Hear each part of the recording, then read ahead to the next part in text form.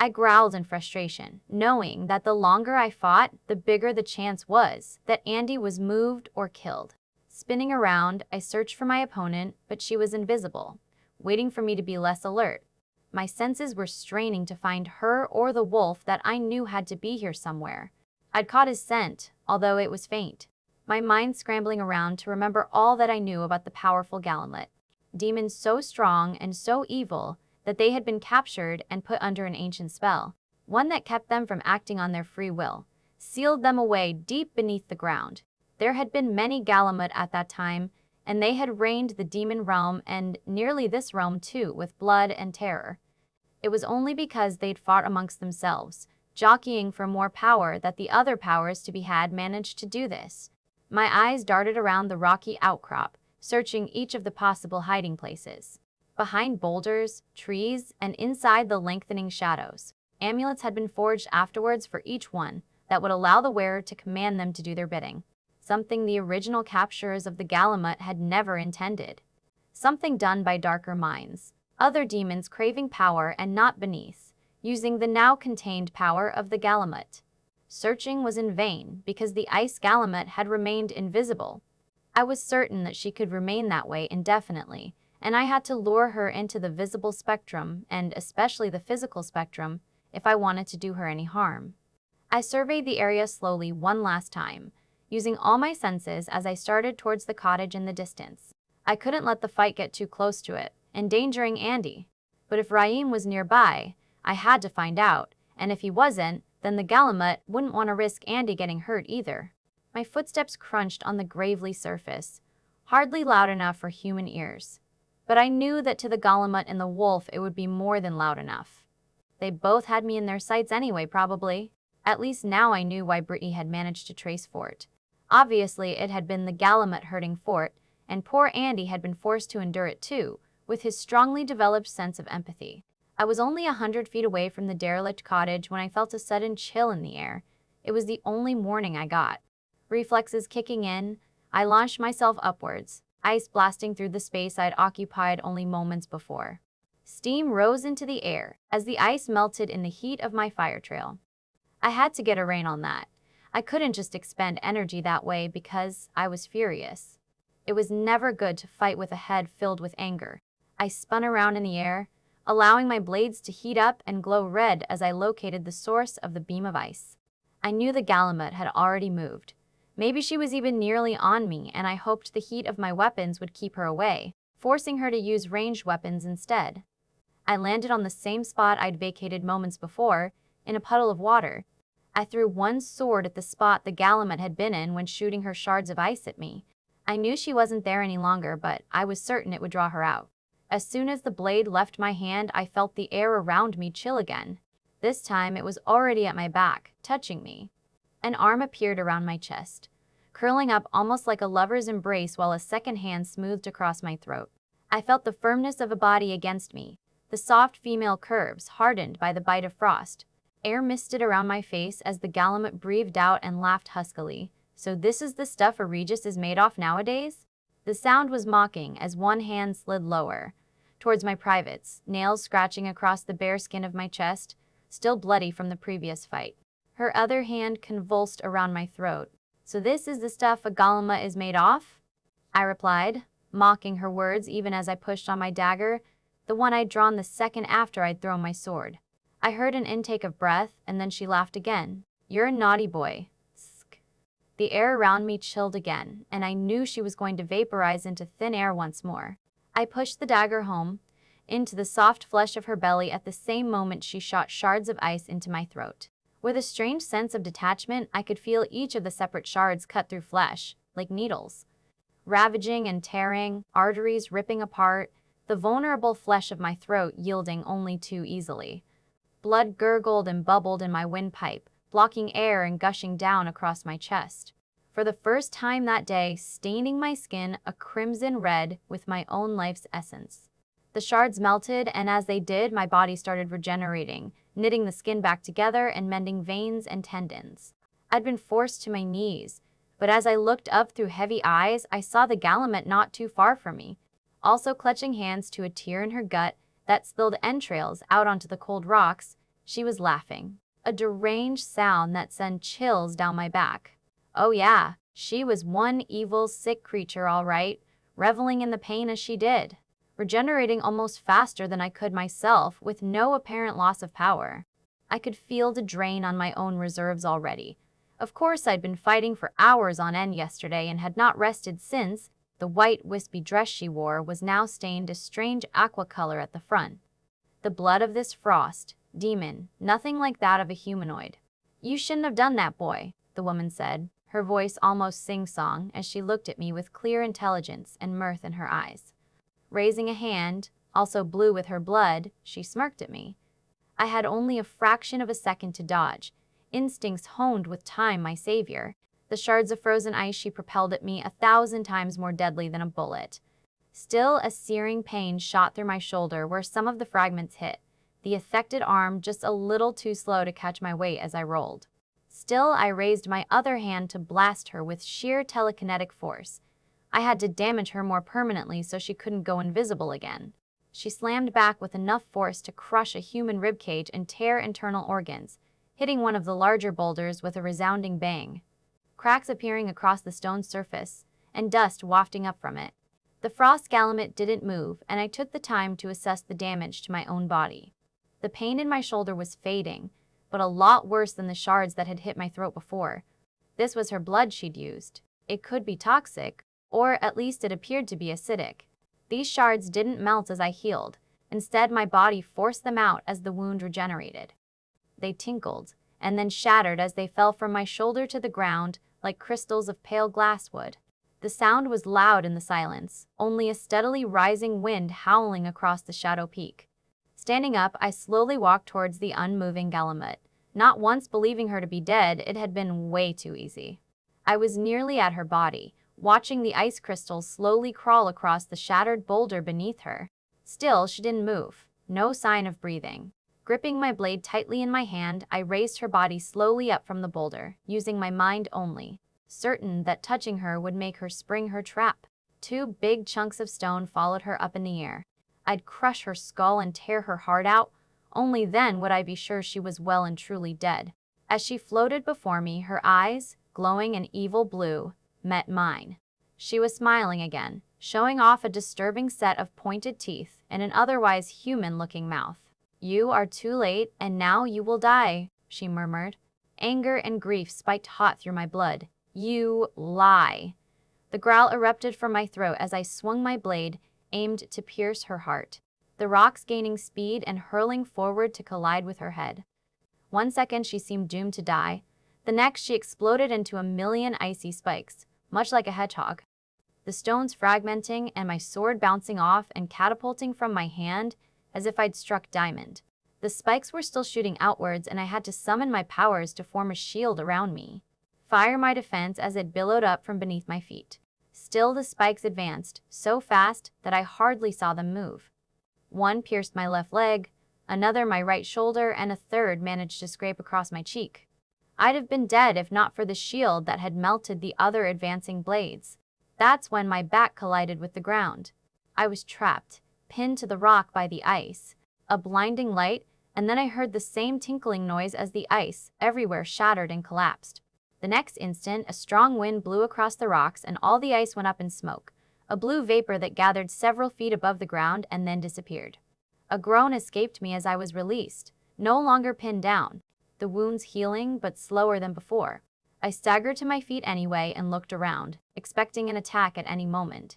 Only the howling wind. She was mocking me, playing with me, clearly thinking she had the upper hand in this fight, and she had. I couldn't deny that. I couldn't take many more hits like this and regenerate fully. In fact, my left shoulder didn't seem fully functional. I knew with growing certainty that one of the shards she'd shot at me, made of her own blood, hadn't left my body. It was wreaking havoc now. "Give up, you are doomed. I will feed on your mate's dead body soon," the ice gallimate taunted. She was standing on a rock, almost 100 feet away from me, taunting, riling my anger like before. I knew this, but I couldn't stop myself.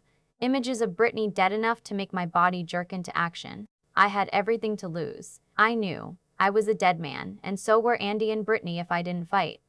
Hopeless as things seemed, I would never give up. Face me then. No disappearing, just you and me and our weapons, I growled at her. She knew as well as I did that she was too fast, even in a more fair fight like that. It would give her every opportunity to toy with me until she decided she was ready to kill me. She laughed. Very well. In a flash, she was right next to me, having moved so quickly that even to my eyes she'd been only a blur. Her gown was tattered where I'd ripped open her belly before, but other than that, she appeared completely unscathed. Bother, her hands were encased in ice, forming long, sharp blades about the same as my own swords. She smirked. On the count of 3? I nodded as I teleported both my blades back into my hands and sunk into a defensive crouch. I had to kill her. There had to be a way. I just had to figure out how and survive until I did. 1, she said in an eerily sing-song voice. 2, I muttered, summoning fire to cover my own hands and weapons. 3, the Galamut yelled, and she spun away and around me, slashing with her weapons of ice at me. I spun with her, catching her icy blades with my fiery ones. There was no clanging sounds as our blades met, only a sizzling as ice met fire. I didn't know how long we spun around each other, dodging and parrying, attacking and feinting. It seemed like forever, while my left shoulder seemed to lose more and more strength. My left blade ever slower and slower to catch and block her attacks. Sweat breaking out all over my body, while she still seemed completely unaffected. I could not keep this up much longer while staying unharmed. That's when a plan formed in my mind. The first step easy, I slowed my left arm movements even further, catching her weapons only at the very last moment and focusing more on sidestepping and spinning out of the way if that was possible. I could see the smirk grow on her features as she said, "Oh, you've had your fun, boy. Regis, Pa, you're just an amateur." That's when I let my own trap close in on her. With a burst of speed she clearly wasn't expecting, using power fueled by my rage, I struck her wrist, hand and weapon severed instantly. She screamed this time, a wail like a banshee, and then just as I knew she would, she sprung backwards out of reach of my other blade, then focused on regrowing the limb. "Bad move," she yelled, and I could see in the way her eyes lit up, going from blue to violet as they mixed with red, that she was filled with the intent to kill now. "Not mine, though," I called back, taking hold of the huge boulder she was standing in front with my telekinetic abilities. Rolling it forward and over her, I heard the sickening crunching of bones. With my bare hands, I ripped a tree from the ground right next to me and flung it through the air, setting fire to it with a thought. The vapor that was the frost Galamut was just flowing out from under the rock when the ball of fire hit it. The vapor was slung one way, while the tree flung into another direction, the vapor slowly materializing into the badly burned and broken body of the icy woman. I rushed her, knowing that if I didn't make absolutely certain she was dead, she'd still be able to regenerate. Her body landed only a mere 50 feet away from the cottage, and I was on her in seconds.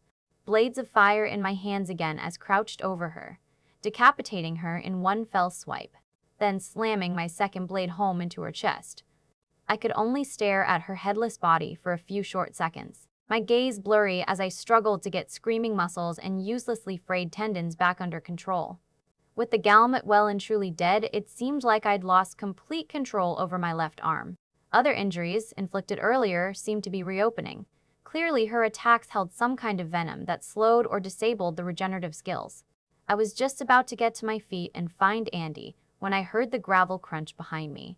A familiar scent tainted the air, and I instantly tried to spin around and bring up my weapons. Yet strength seemed to have fled my hands completely now. Both my swords fell to the ground with a clang, the fire around them extinguishing. I blinked once, twice, as I saw Fort step into my sight. The wolf wore a smirk and held a dagger in his hands. "Not so tough now, are you?" he gloated, stepping closer to me as I struggled to keep my vision from spinning now. A growl tore from my throat anyway, my fangs extending now that I no longer seemed able to control even that basic urge. Fort jumped back, out of reach, fear momentarily crossing his features. Was this how I would die? At the hands of a coward? I could not bring my body to do anything anymore. It was all I could do to remain kneeling beside the body of the Galamut, instead of sprawling face down and lose consciousness. I refused to do that. Refused to die without looking my killer in the face. Fort stepped back towards me, the dagger raised, poised to strike. "Brittany is going to be mine," the mutt grinned. That made me smile, and I could see that it unsettled him. If I died, so would Brittany. Clearly the mutt didn't know this. It was a small victory to know that the filthy creature would never lay his hands on her, even though it meant her death. I loved her so very much. Finding strength from somewhere deep inside of me, I struggled to raise a small rock behind him and slam it into his skull. I could see the stupid thing twitch, once, twice. Then it rolled over, clattering against other rocks and then remaining completely immobile. "Give up."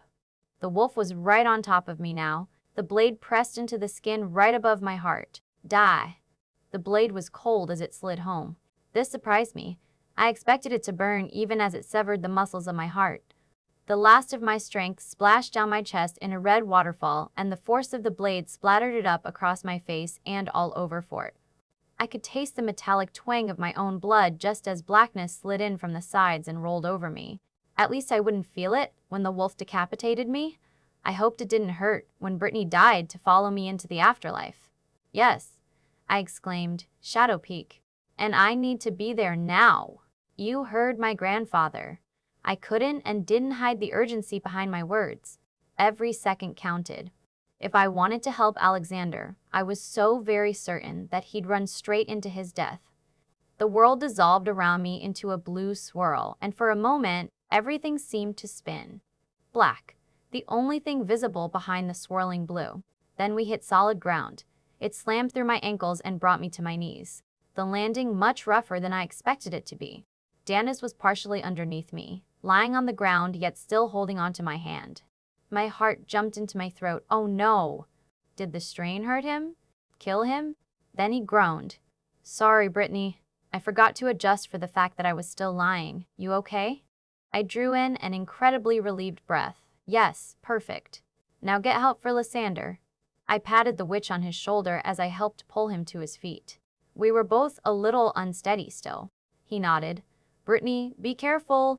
I know backup is on its way, but it'll take them at least another 10 to 20 minutes to get here." With his only hand, he reached up and softly stroked my cheek. "You're a brave girl."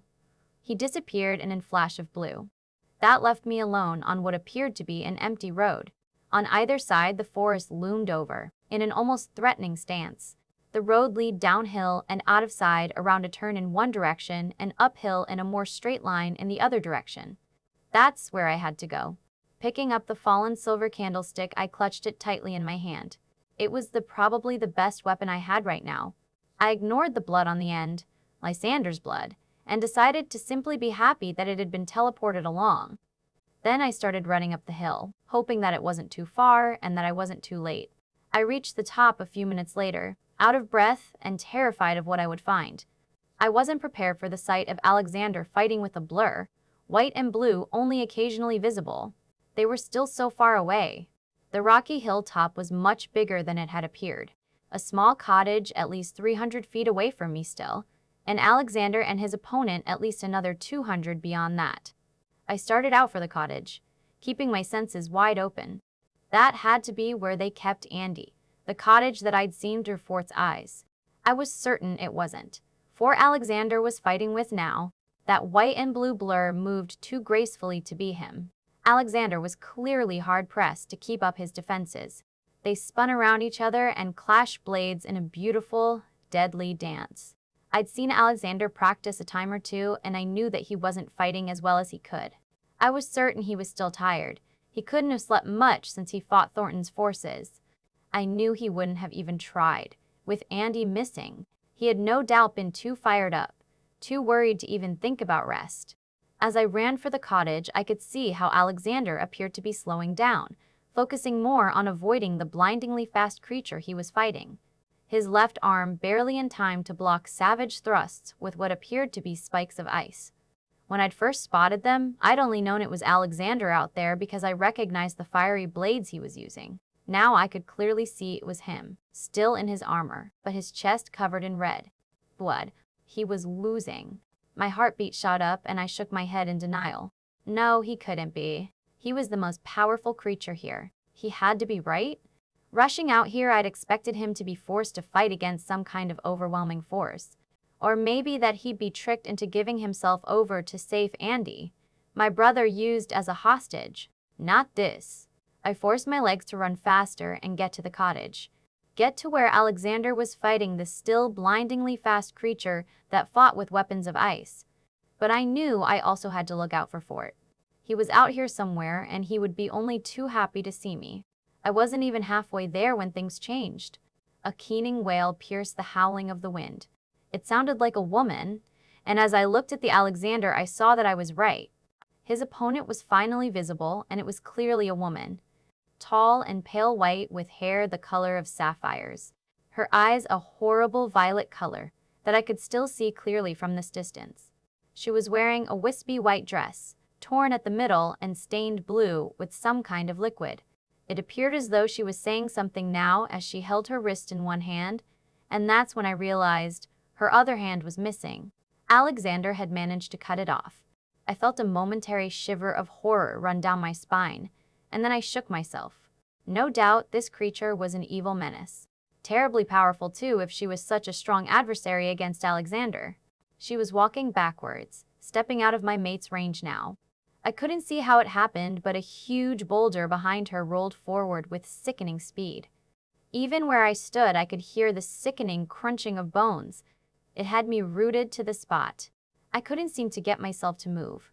Barely any time passed yet. I saw Alexander move with lightning speed, uprooting a tree barehanded. The entire thing lifted high above his head, his arms not even shaking as he threw the massive thing, hurling it through space, right at the boulder that had crushed the woman. It burst into fire on its way, lighting up as if it had been doused in gasoline. I wasn't sure if I could believe what my eyes were telling me now. There was some kind of blue fog seeping out from beneath the boulder, right into the path of the burning tree hurtling towards it. A bang. My ears rang from it, and I fell to my knees trembling in shock, a hot pain searing through my temples. My fingers came away from my ears bloody. Looking up, I blinked once, twice. Where did they go? I scrambled around. How could I lose sight of them just like that? Where did Alexander go? The cottage? I got to my feet again and started running towards the derelict building once more. Where the hell did they go? Was the woman dead? I couldn't hear properly, it seemed, and the world still seemed to tilt and turn as if I was running across a ship at sea in a storm. I felt drunk as I made my way as fast as I could to the cottage. If Alexander was there, if Andy was there, I had to help them. The last few feet seemed like they took forever, but then I finally rounded the corner. I hardly had time to take in the scene in front of me, but I could see a headless body, clearly the woman from before, on the ground. The blue-haired head rolled away, partially covered behind a rock. Alexander was on his knees beside it, one of his hands still on the sword embedded in her chest, almost as if he was leaning on it. His other hand hanging limply at his side, his second sword lying uselessly beside it. He was bleeding heavily from his shoulder, and his throat was also bleeding, looking as if someone had scraped of the skin there. It was a ravaged mess. He was bleeding from a lot more places on his body, and I couldn't understand why he wasn't regenerating. Was he that exhausted? Drained of power? He seemed unable to move. Fort stood right in front of him. All I could see was his back. But I knew it wasn't good. His arm seemed like he was about to strike Alexander. All this I saw in a flash, and I reacted in pure instinct. Rushing forward, my arms raising the heavy silver candlestick high above my head. It came down on Fort's head with the loudest crunch I'd ever heard, the first sound I heard since the bang. Things seemed to happen in slow motion then. The wolf slowly collapsed, sinking down and back towards me, showing me for a moment a clear look into Fort's eyes, a strangely surprised look in them. A look that turned confused and then hurt in a fraction of a second, as if he didn't understood why I'd hurt him. Then his face contorted, his jaw elongating as a wolf's snout forced its way out of his face and then back again. It looked gruesome. Blood was pooling around him rapidly. Behind him, Alexander collapsed in on himself, slumping backwards equally as slow, a dagger protruding from his chest, from his heart. No. I stepped over Fort without a thought and kneeled beside my mate, the dagger I pulled out immediately. He'd regenerate then, right? Yet nothing seemed to happen. Only more blood kept gushing out of the wound. No, this wasn't right. What was wrong? Alexander. No, don't die. There was no response. Just the faint rise and fall of his chest that seemed to be more and more sporadic with each passing moments. That's when I was blasted with feeling. Fort's death unmasking my bond with him. I nearly collapsed at the pain that shot all throughout my body. Alexander was in absolute agony. All of it coming, not from the dagger wound that had pierced his heart, but his left shoulder. The most healed injury of all. The feelings pressed down on me as if I was being crushed by a giant hand. My lungs constricting and laboring to breathe, not just for myself, but for Alexander too now. His mind was blank. He was unconscious, yet I could sense that his last conscious thoughts had been of me. He thought he was going to die and that I would die with him. No, he was immortal. He couldn't die. He said he'd heal as long as his brain hadn't been removed. His brain. Feeling terrified, I still reached over and gently lifted his head, feeling for injuries there, yet I couldn't find anything. I sighed in relief. That couldn't be it then. He'd survive.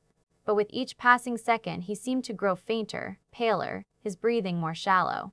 And as his breathing got shallow, so did mine. My own heart already seemed to be struggling to keep up its rapid tempo. Damn it, Alexander. I screamed at him, but there was no response. No movement behind his eyelids, no strengthening of his breathing, no closing of the gaping hole in his chest. The ravaged mess of his throat wasn't healing, nor the holes in his shoulders and thigh. I tried sending him my strength, my power.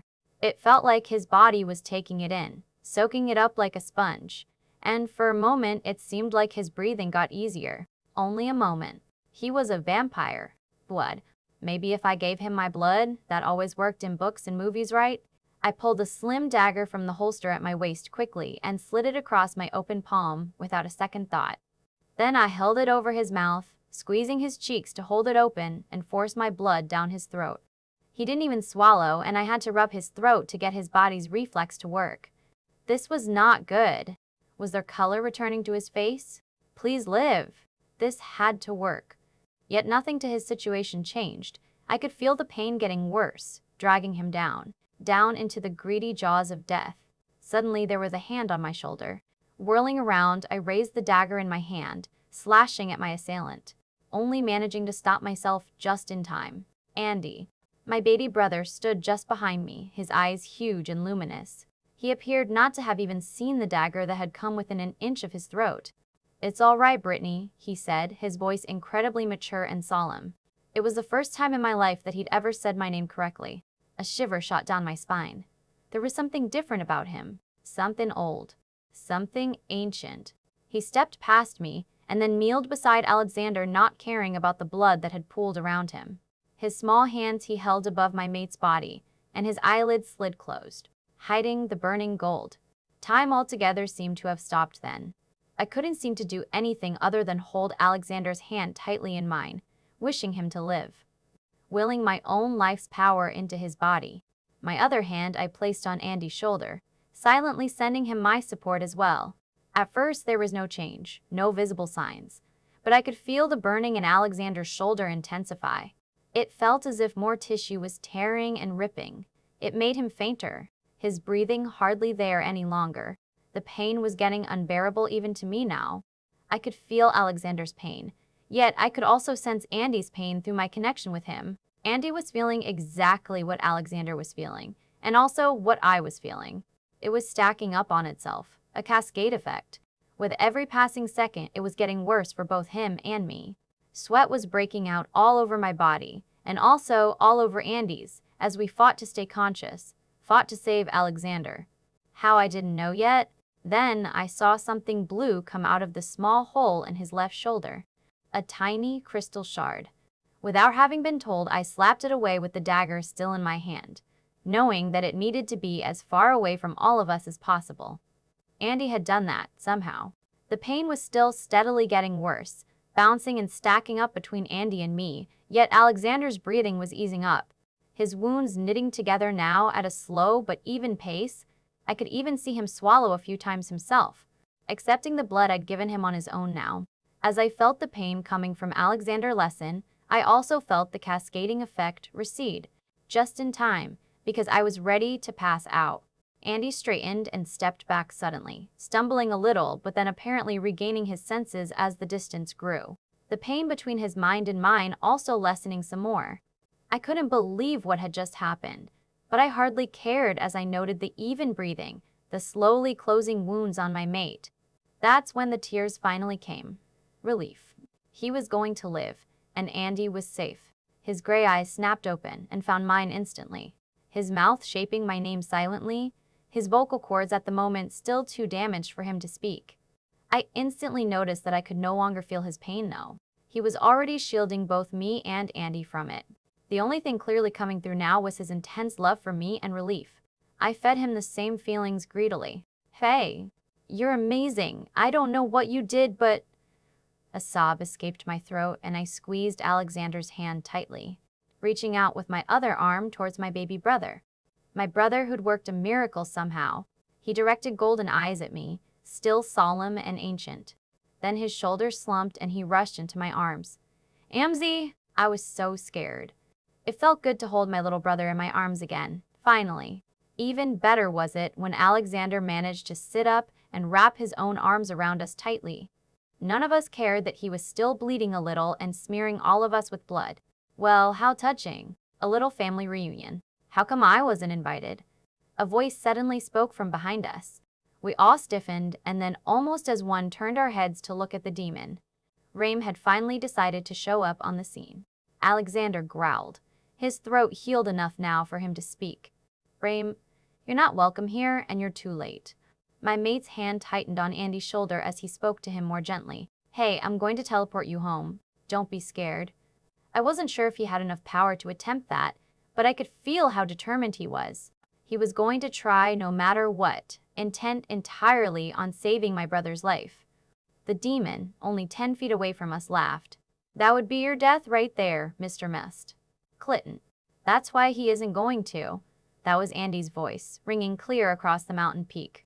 The strong wind around us whipped his hair around his face wildly as he stepped out of our embrace and out of Alexander's reach. He stepped in front of us, his little body between Alexander and I and the demon. Andy, Alexander exclaimed, struggling to surge to his feet.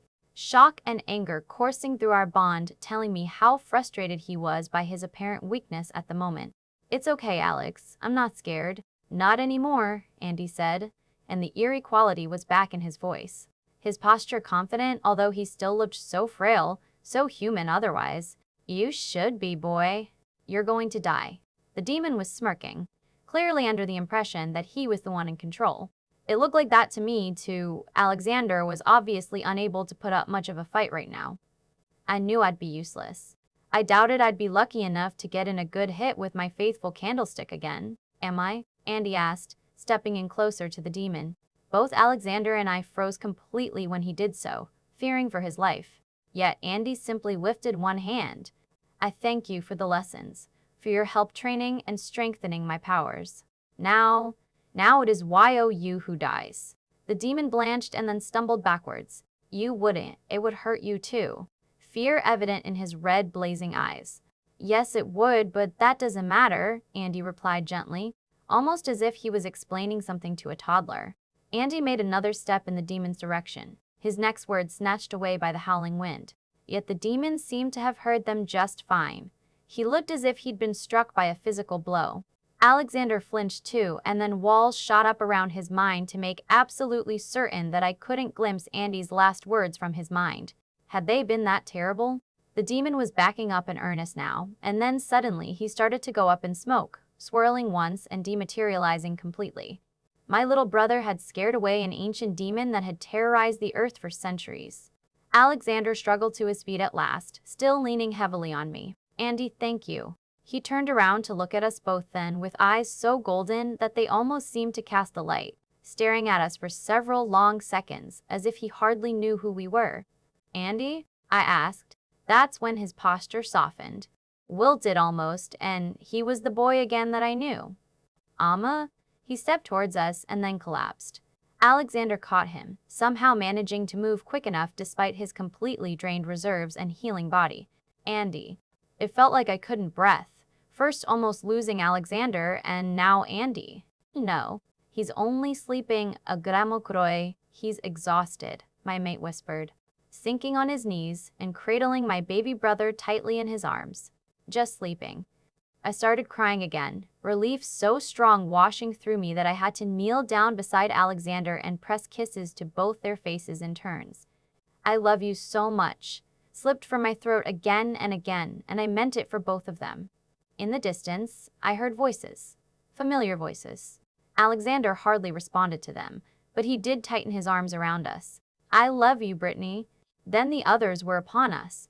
Jaden and Lysander, Samuel and Seraton, and even Danis and Sarah and more people. But their faces were all blurs. I could only focus on Alexander and Andy. I wouldn't let go of either of them as we were ushered into a car and driven home. All I could think was, they were safe now. I was safe now.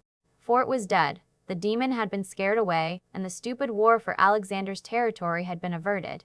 We'd won. 3 years later, Alexander leaned forward to lift the lid of the pan and stir its contents, sniffing the air suspiciously. "This doesn't smell right." "Lie, you sure you read the recipe correctly?" The Draco seated at the table shrugged. "Who cares?"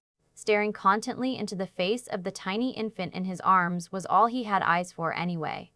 If Alex's attempt at dinner failed again, he'd simply get Danis to fix him something, or maybe he'd go out for dinner.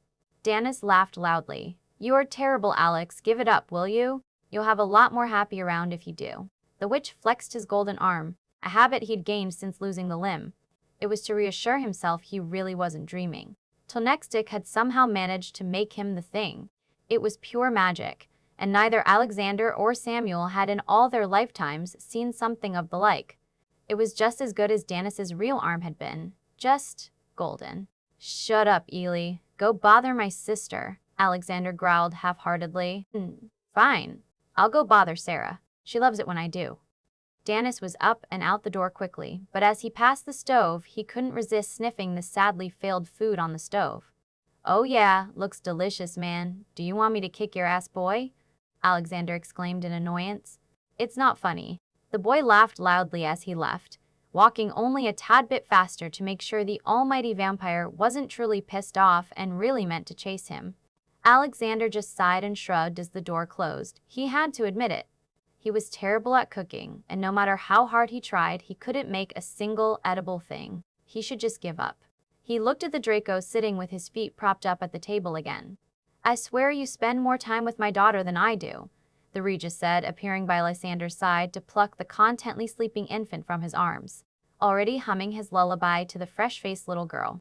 The baby barely stirred, opening sleepy eyes only once to look at who was holding her. They were the same golden eyes that Brittany had. Alexander sighed happily. "She's so beautiful." Laughter, low and male and slightly mocking. "Yeah, for a wrinkled little piglet, she's quite the eye-catcher." "Shut up, Samuel," Lysander snarled, already jumping to his feet and spinning to glare at the Jotun as he entered the kitchen. "She's perfect." Samuel smirked. "You're just in love." Lysander was already opening his mouth to retort furiously when he was interrupted. "She's mostly hungry, that's what I think," Andy piped up, entering the kitchen on the heels of the tall Viking. Right on cue, the infant started wailing loudly, and not even Alexander's gentle humming could calm her down now. The empathic boy had grown, and his voice was occasionally changing pitch now, completely out of control. Much to Andy's annoyance and the great amusement of the rest of us. Alexander smiled. "Agamo quoi, you better get down here. Your daughter is hungry." He sent her the thought as he switched off the stove with a flick of his telekinetic powers, as moved over to the rocking chair by the window. "Oh, and it's only my daughter when she's hungry, is she? Already on my way." Brittany's laughter echoed gently through Alexander's head as he stuck his pinky in his daughter's mouth to silence her wailing and satisfy her hunger for a short moment. The door swung open to the living, and Brittany strode in, lighting up the room and making all the males sit up straight. Lysander dropped his feet from the dinner table, and Andy quickly hid his dirty hands behind his back. "So, how's dinner coming along?"